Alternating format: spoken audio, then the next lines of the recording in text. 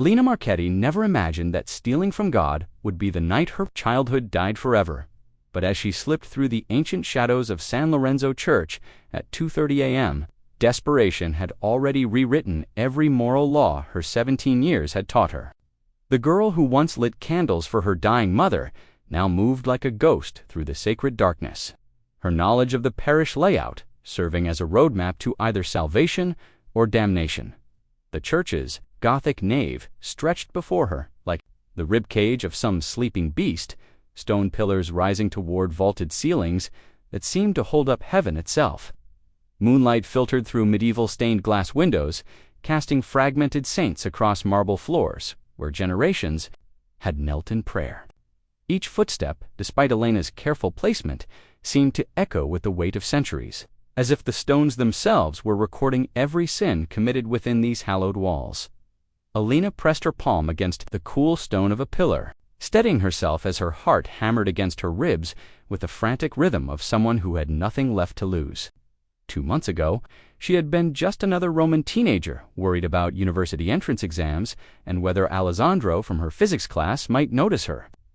2 months ago, her mother Isabella had been teaching literature at the local liceo, her sharp mind crafting lesson plans with the same precision she once used to edit Elena's essays.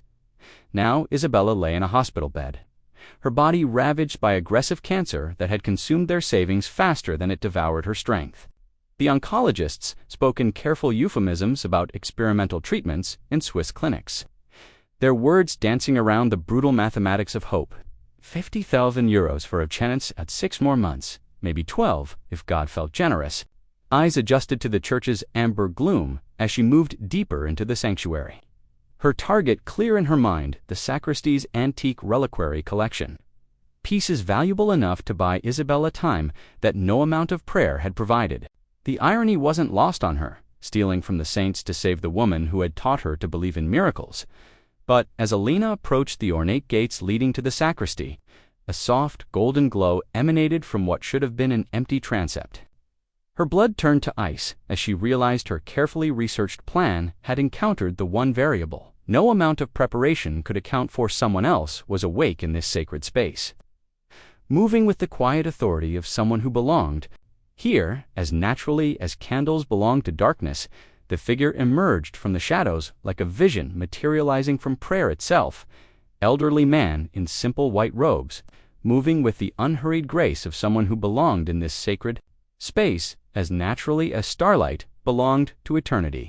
Elena's world contracted to a pinpoint of terror as she recognized the unmistakable silhouette of Pope Leo XIV himself, the most powerful man in Christendom, standing barely 15 meters away in the transept, where votive candles flickered like earthbound stars. Every muscle in Elena's body screamed at her to run, to vanish back into the Roman night like smoke. But her feet had become anchored to the marble floor by a fear so complete it seemed to strip away her very ability to breathe. She watched, paralyzed, as Pope Leo XIV knelt before a simple wooden crucifix, his weathered hands clasped in prayer with the concentration of someone conducting a conversation with the divine itself. Elena's mind raced through her options with the desperate efficiency of cornered prey. The sacristy entrance was mere steps away, but reaching it now meant crossing directly through the Pope's line of sight. She could retreat, abandon her mission, return to face Isabella's inevitable decline, and her younger brother Matteo's confused questions about why their mother cried during the night. Or she could wait, hope the Holy Father would finish his midnight vigil and disappear back into the papal apartments, leaving the church's treasures unguarded. But as Elena shifted her weight, seeking a better position to wait out the Pope's prayers, her shoulder brushed against an ornate candlestand. The brass fixture swayed with a soft scrape against marble that shattered the sanctuary's reverent silence like a stone through stained glass. Pope Leo XIV's head turned slowly, and when his eyes met Elena's across the sacred space, the girl felt the weight of divine judgment settling over her like a shroud. Elena had expected anger, righteous fury, perhaps fear from an elderly man confronted by an intruder in the middle of the night. Instead, she found herself staring into eyes that held only profound sadness and something that looked disturbingly like recognition. "You're very young to be carrying such heavy burdens alone," Pope Leo XIV said softly, his voice carrying across the church's perfect acoustics without effort. He rose from his knees with deliberate care, never breaking eye contact with the trembling teenager. "Tell me, daughter, what darkness has driven you to seek light in such a dangerous place?" Elena's hands clenched into fists at her sides, her body coiling like a cornered animal preparing to strike or flee. The Pope's gentle words felt more dangerous than any accusation, threatening to crack the brittle shell of resolve she had built around her desperation. "Don't!" Elena said, her voice cracking like ice under pressure, the single word echoing off the church's ancient stones with more force than she had intended. Dawn light began to creep through the stained glass windows, painting her face in fragments of blue and gold that made her look like a broken saint. "Don't pretend to understand what you can't possibly know." Pope Leo XIV stepped closer, moving with the measured patience of someone who had spent decades navigating the treacherous waters of human desperation. The emerging daylight cast deep shadows across his weathered face, revealing lines carved by years of hearing confessions and carrying the weight of others' sins. "You're right," he said simply, his admission hanging in the sacred air between them. "I don't know your particular pain, but I recognize what drowning looks like." The unexpected acknowledgement hit Elena like a physical blow. She had armored herself for condemnation, for the cold righteousness of institutional authority, for the police sirens that should already be wailing across the piazza. This gentle recognition of her struggle felt like a blade sliding between her ribs, seeking the vulnerable places she had worked so hard to protect. "I'm not here for sympathy," Elena managed, though her voice trembled with the effort of maintaining its edge. Her eyes darted toward the sacristy entrance, calculating distances, escape routes, the impossibility of outrunning Vatican security if this conversation went wrong. "I'm here because prayer doesn't pay for chemotherapy." "No," Pope Leo XIV agreed, moving closer still, close enough that Elena could see the genuine concern etched in every line of the Holy Father's face. "You're here because love makes us do impossible things. The question is whether you're trying to save someone else or yourself." Elena's breath caught in her throat. How could this man see so clearly into the heart of her desperation? The morning light streaming through the medieval windows seemed to strip away her defenses, layer by layer, leaving her exposed in ways that had nothing to do with being caught. "My mother," she whispered, the words escaping before she could stop them, as if the church's sacred atmosphere was drawing confession from her very soul. "She's dying, and I can't. I've tried everything legal, everything honest. The doctors say there's hope, but only if..." Her voice cracked like a dam under too much pressure. 50,000 euros. Might as well be 50 million. Pope Leo XIV's expression softened with a compassion so profound it seemed to fill the vast nave with something approaching peace. The Holy Father reached out slowly, his weathered hand hovering near Elena's trembling shoulder. "And so you came here, to the house of God, hoping to steal enough grace to keep death at bay." Sunrise crept across the church garden like a hesitant blessing, painting the ancient pathways in shades of rose and gold. Elena found herself walking beside Pope Leo XIV along a gravel path lined with olive trees, their footsteps the only sound in the sacred stillness. The impossibility of her situation wasn't lost on her hours ago. She had been a thief in the night, and now she moved through consecrated ground like some trusted confidant, carrying secrets that felt too heavy for her 17-year-old shoulders. "It started with the headaches," Elena said, her voice barely above a whisper. The words felt foreign after months of keeping the full truth locked inside her chest. Isabella, my mother, she thought it was stress from teaching. Too many late nights, grading papers, too much caffeine. Elena stopped beside a marble fountain, its gentle murmur mixing with the distant chimes of morning prayers. The doctors said it was nothing. Just tension headaches. Take some aspirin, get more sleep. Pope Leo XIV remained silent, his presence steady as the ancient stones beneath their feet. A sparrow landed on the fountain's edge, drinking peacefully, while Elena's world continued to fracture around the edges. "Glioblastoma," Elena continued, the medical term still feeling like a curse word in her mouth. Stage 4 by the time they caught it. The oncologist said 6 months, maybe 8 if we were lucky. Her voice cracked with the weight of months. Held back, that was 4 months ago. Still tries to help Matteo with his homework, even though she can barely hold a pen. The Pope's Weathered hand found the fountain's marble edge beside Elena's trembling fingers. "And your father?" "Left when I was 12, Elena said. The old wound, feeling fresh in the morning light, said he couldn't handle the responsibility. Sent birthday cards for 2 years, then nothing." A bitter laugh escaped her. "Turns out, dying mothers don't generate much sympathy from absent fathers either." The sun was fully visible now, casting long shadows across the garden, while Elena's carefully constructed life lay in ruins at her feet. Matteo still believes she'll get better. He draws pictures of her teaching again, standing at the blackboard.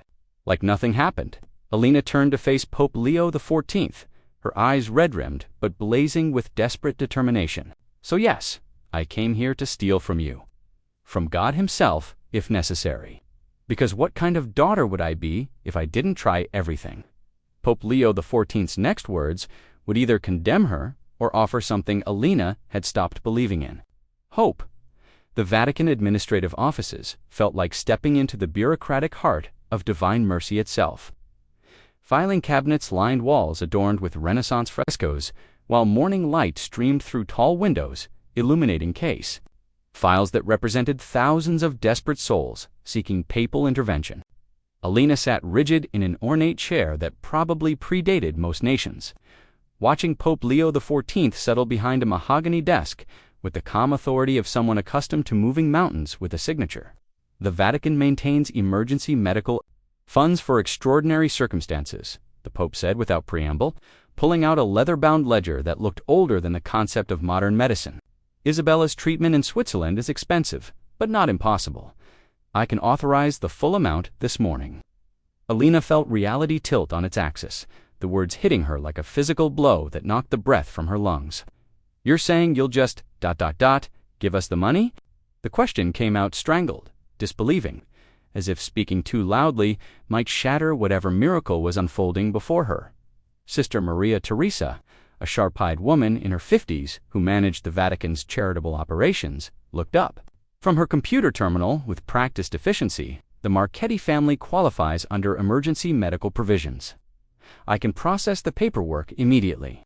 I'm saying Isabella deserves every chance at life," Pope Leo XIV replied, his pen moving with deliberate strokes across the ancient paper. "And her daughter deserves to sleep at night knowing she didn't have to compromise her soul to save her mother."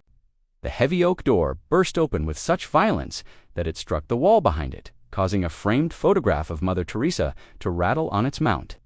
Monsignor Castellani swept into the room like a storm cloud given human form, his black cassock billowing with barely contained fury. At 62, he possessed the kind of razor-sharp authority that could reduce Vatican accountants to trembling apologies with a single glance. "Your Holiness," Monsignor Castellani said, his voice carrying the chill of alpine winds, "surely you're not seriously considering what I fear Sister Teresa just reported to my office?" Pope Leo XIV didn't look up from his ledger, continuing his careful notation with the patience of someone who had weathered many such storms. "Monsignor Castellani, may I present Elena Marchetti?" Elena Monsignor Castellani oversees our institutional protocols. Elena started to rise, but the Monsignor's withering stare pinned her to the chair like a butterfly in a collector's case. "The juvenile delinquent who violated church security last night, the thief you should have turned over to the Roman authorities hours ago."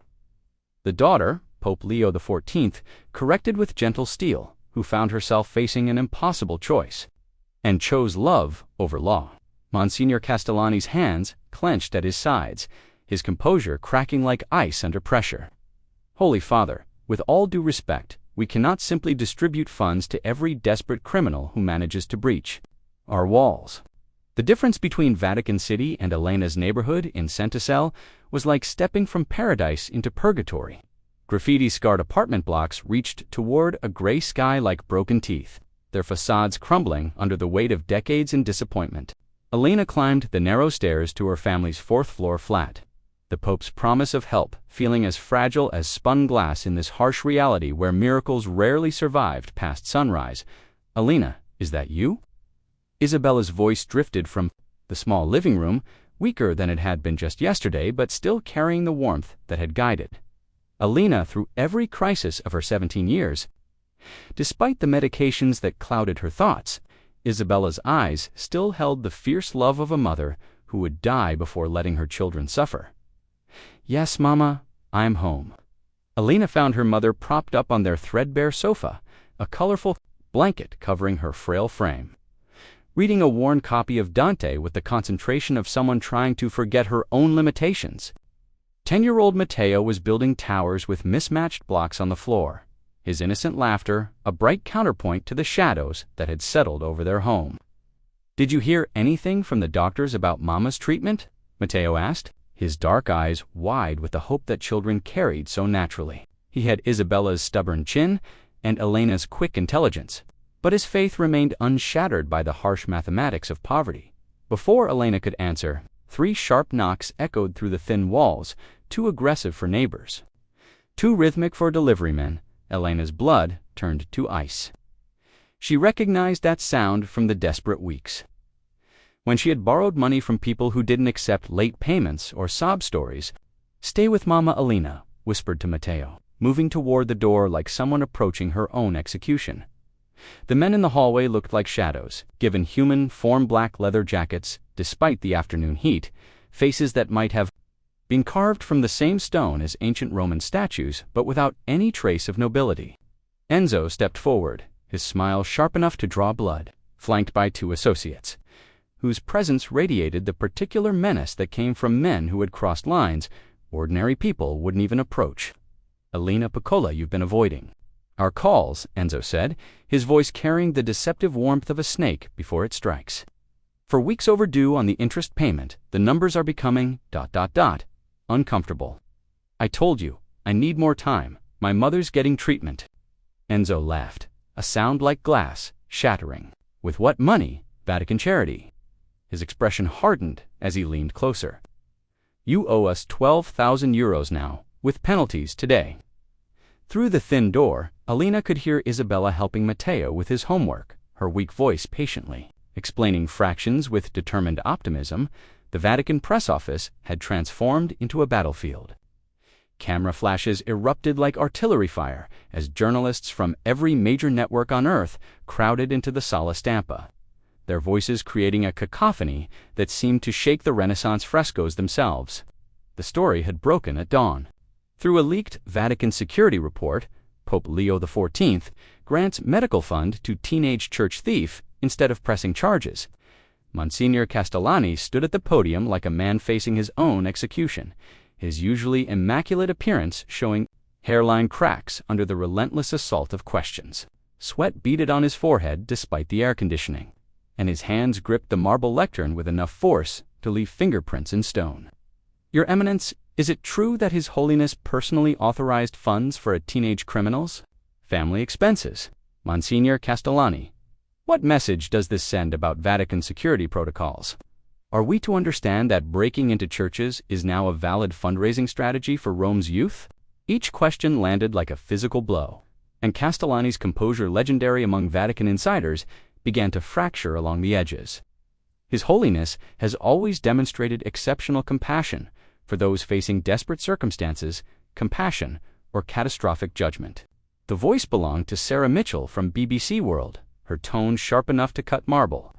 Conservative Catholics worldwide are calling this an abdication of papal authority.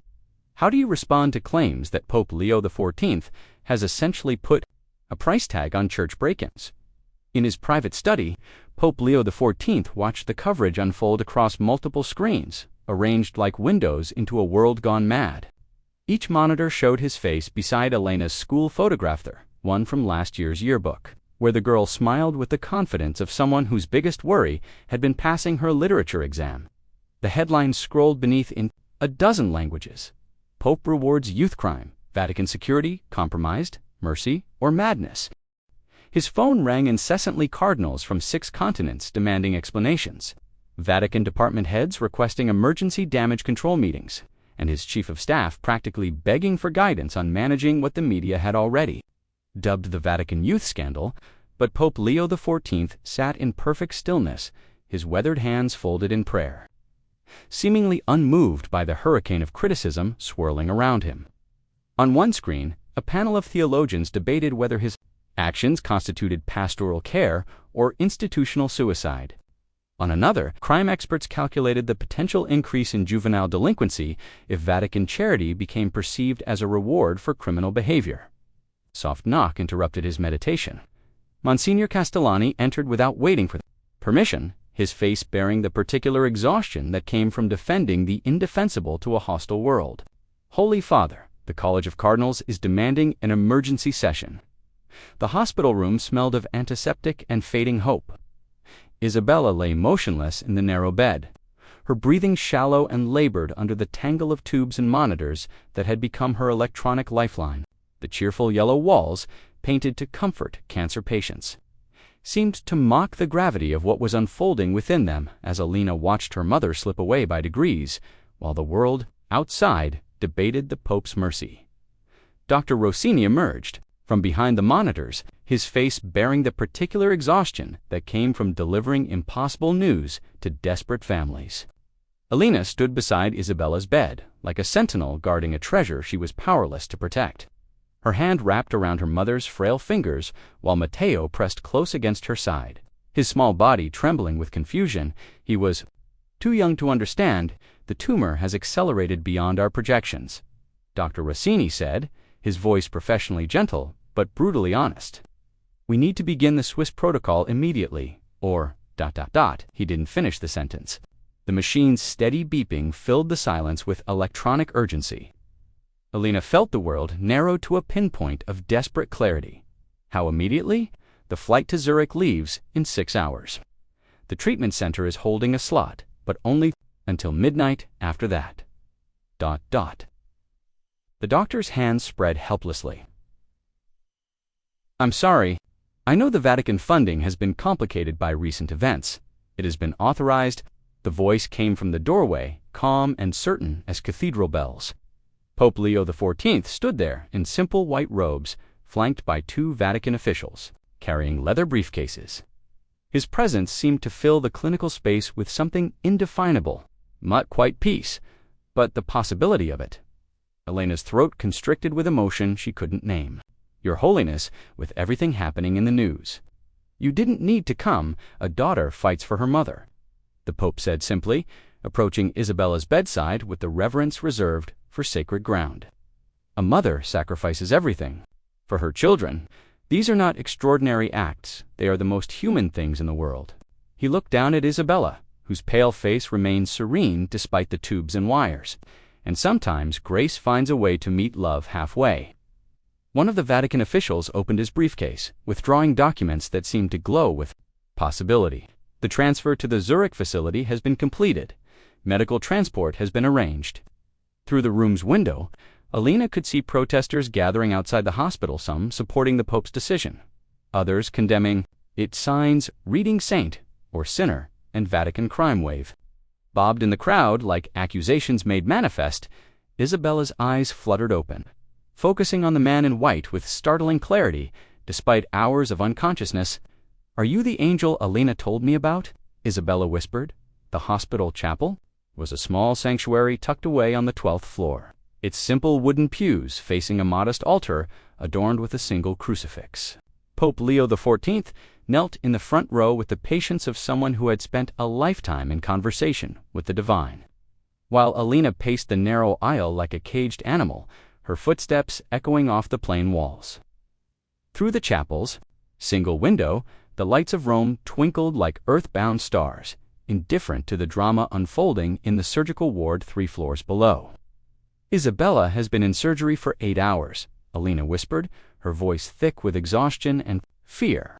Matteo slept curled on a pew behind them, his small body finally surrendering to the emotional weight of the day. Dr. Rossini said it would take 5 hours maximum. Something's gone wrong. Pope Leo XIV remained motionless, his weathered hands clasped in prayer, his lips moving in silent supplication. The chapel's fluorescent lights hummed overhead, mixing with the distant sounds of hospital machinery and hushed conversations in the corridors. Beyond, Alina stopped pacing and turned to face the Pope, her teenage composure finally cracking under the pressure of months held in check. I broke into your church because I stopped believing in miracles. Because prayers didn't shrink Mama's tumor or pay our bills or make the loan sharks disappear, her voice rose despite the sacred space. So why are you here, praying for a woman you've never met? The Pope's eyes opened slowly, focusing on Alina, with the gentle intensity of someone who had witnessed both divine intervention and human tragedy in equal measure. Because faith isn't about believing miracles will happen, he said quietly. It's about believing love matters, even when everything seems lost. Before Alina could respond, his surgical scrubs still damp with perspiration, his face bearing an expression that seemed to hover between confusion and wonder. I need to speak with you both, the doctor said, his voice carrying the particular bewilderment that came to men of science, confronting something that challenged the foundation of their understanding, Isabella's surgery. There's been an unexpected development. Elena's heart hammered against her ribs as they followed Dr. Rossini down the corridor toward the surgical ward. Through the observation window, Isabella lay on the operating table, surrounded by monitors that should have been registering the steady decline of a woman fighting a losing battle against aggressive cancer. Instead, the readouts showed vital signs that defied every medical prediction Dr. Rossini had made over the past 4 months. The tumor that should have been inoperable, it's responding to treatment beyond anything we've seen before, the doctor said slowly, his eyes fixed on Isabella's peaceful face. The cancer markers have dropped to levels we haven't recorded since her initial diagnosis. Pope Leo XIV placed a gentle hand on Elena's shoulder as they watched Isabella's chest rise and fall with the steady rhythm of someone who had found her way back from the edge of eternity. The phone call came at midnight, shattering the fragile peace that had settled over Alina since Isabella's miraculous recovery. Enzo's voice slithered through the receiver like oil through water, each word dripping with malevolent promise that made her blood turn to ice in her veins. The whole world knows about your PayPal charity now, Piccola. Very touching. But debts don't disappear just because you've found a new friend in high places. A pause filled with the sound of traffic and distant laughter. Underground garage, via Tiburtina 247 1 hour. Come alone, or we visit your mother's hospital room. Elena's hands shook as she hung up. Isabella was finally responding to treatment, the doctors speaking cautiously of hope, and the Pope's intervention had given them a future she had stopped believing possible. She couldn't let Enzo's shadow fall across that fragile light. The parking garage squatted like a concrete tomb beneath a faceless apartment complex where fluorescent lights flickered with dying gasps against the Roman night. Alina descended into the subterranean maze to find 3 figures waiting in the amber glow of emergency lighting, their silhouettes sharp as broken glass against the oil-stained walls. Punctual. I admire that in a girl about to learn hard lessons. Enzo stepped forward, his expensive suit incongruous in the desolate surroundings. His 2 associates flanked him like gargoyles come to life, their presence radiating the particular menace that came from men who had crossed lines ordinary people wouldn't even approach. I'll get you the money, Alina said, hating how her voice trembled despite her attempts at courage. The Vatican fund is being processed. The Vatican. Enzo laughed, the sound echoing off the concrete walls like breaking glass. Giving. The Pope's charity extends to your gambling debts, to the money you borrowed for treatments that didn't work before you got desperate enough to break into churches. Before Alina could respond, the quiet rumble of engines filled the underground space. 2 black sedans materialized from opposite ramps, their headlights creating a corridor of light that trapped the 4 figures. Like actors on a stage of judgment, guard doors opened with military precision, and Vatican security officers emerged. The ceremonial Swiss Guard, but the serious men in dark suits who protected the Pope when he moved through Rome's dangerous underbelly. Behind them, impossibly, Pope Leo XIV himself stepped into the light. Gentlemen, the Pope said, his voice carrying the calm authority of someone accustomed to being obeyed by cardinals and kings alike. I believe there's been a misunderstanding about Elena's obligations. Enzo's composure cracked like ice under pressure, his predatory confidence wavering in the face of institutional power he had never imagined confronting. Your Holiness, Enzo stammered, this is a private business matter, nothing involving this young woman is private anymore. Pope Leo XIV replied with gentle steel. St. Peter's Square had been transformed into something resembling both a courtroom and a cathedral. Winter sunlight streamed across the ancient cobblestones, illuminating the faces of 70,000 people who had gathered to witness what the media was calling the Vatican's trial of grace. Cardinals sat in crimson rows along the basilica steps, their expressions ranging from curious to openly supportive, while journalists from every corner of the earth filled the press sections with the hungry anticipation of witnesses to history. Alina stood at the podium in a simple blue dress that Isabella had insisted on buying for the occasion, her hands gripping the marble edges as if they were the only things keeping her upright. Behind her, Isabella sat in a wheelchair, still weak but miraculously mobile, her presence itself a testament to the impossible. Matteo stood beside their mother, his bright red scarf a splash of defiant color against the austere Vatican surroundings. Pope Leo XIV had insisted on this public reckoning. Truth shared in darkness breeds rumors, he had told Monsignor Castellani that morning. Truth shared in light breeds understanding. Now, facing an audience that included skeptical world leaders, concerned church officials, and cameras broadcasting to hundreds of millions of viewers, Alina began to speak. 4 months ago, I was a thief. Her voice echoed across the square's perfect acoustics, each word landing with the weight of confession. I broke into the church of San Lorenzo, not for greed, but for love. I would have stolen from God himself. To save my mother's life? A murmur rippled through the audience like wind through wheat. Monsignor Castellani's face, which had been stone throughout the week's controversy, softened with something that looked like recognition, perhaps of a daughter's desperate devotion that transcended institutional protocol. But I found something I wasn't looking for, Alina continued, her voice growing stronger as she spoke her truth to the world. I found a man who chose mercy over justice, grace over law. Pope Leo XIV didn't just give my family money, he gave us back our faith in miracles. Isabella raised her trembling hand then, and the square fell silent as if the very stones were listening. My daughter was scared, she said, her voice somehow reaching every corner of the vast space despite her weakness. But this holy man, she gestured toward Pope Leo XIV, he showed us that love makes everything possible, even healing. Monsignor Castellani rose from his seat, his movement drawing every eye in the square. For a moment that stretched like eternity, he stood silent, his internal struggle visible on his austere features. Then, slowly, deliberately, he began to applaud. The sound started small but grew like rolling thunder as cardinal after cardinal rose to their feet. 2 years later, the modest building in Trastevere bore little resemblance to the opulent halls of the Vatican, but it hummed with the same sense of sacred purpose. The Isabella Foundation, named at a recovered mother's insistence, occupied 4 floors of a converted 17th-century palazzo, its walls lined with photographs of families whose lives had been transformed by what the media still called the Vatican Youth Miracle. Alina stood before a floor-2 ceiling window, watching Rome's morning chaos unfold below while reviewing case files that would have broken her heart 2 years ago. Now they filled her with something she was still learning to recognize, hope backed by action. At 19, she possessed the particular gravity that came to those who had stared into the abyss and chosen light over darkness. Alina, the family from Naples, is here, Isabella announced from the doorway, her voice carrying the confidence of someone who had appointed herself the Foundation's unofficial greeter. Her recovery had defied every medical prediction, and she walked with only slight fatigue, reminder of grace made manifest in renewed cells and restored hope.